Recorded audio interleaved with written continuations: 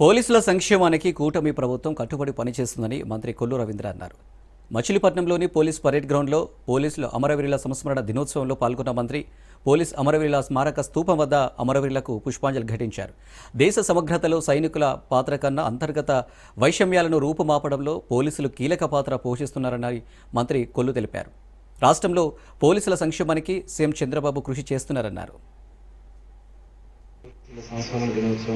ఈ సంస్మరణ దినోత్సవంలో జిల్లా ఎస్పీ గారు ఆధ్వర్యంలో మరి ఈ కార్యక్రమానికి ముఖ్య అతిథిగా 1959లో అక్టోబర్ 21వ తారీఖు జరిగినటువంటి ప్రతి సంవత్సరం విధి నిర్వహణలో అసూలు బాస్తున్నటువంటి పోలీస్ అమరవీరులకి నివాళులర్పించుకునే కార్యక్రమం.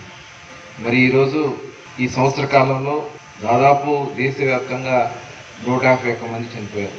మన రాష్ట్రంలో 5గురు విధి నిర్వహణలో చనిపోవడం జరిగింది. చాలా బాధాకరం. ఈరోజు దేశ సమగ్రత నిలబడతా ఉందంటే, దేశ రక్షణ నిలబడతా ఉందంటే సరిహద్దుల్లో సైనికులు చేసే పోరాటం కన్నా అంతర్గతంగా ఉన్నటువంటి వైషమ్యాల్ని, అంతర్గతంగా ఇవాళ ప్రజలు సుఖశాంతులతో జీవిస్తూ ఉన్నారంటే దానికి కారణం ఖచ్చితంగా పోలీసులు అని చెప్పి ఖచ్చితంగా మనందరూ కూడా చెప్పొచ్చు. మరి అటువంటి పోలీసులకి చాలా అవమానాలు జరుగుతూ ఉన్నాయి. చాలా బాధ అనిపిస్తూ ఉంటుంది.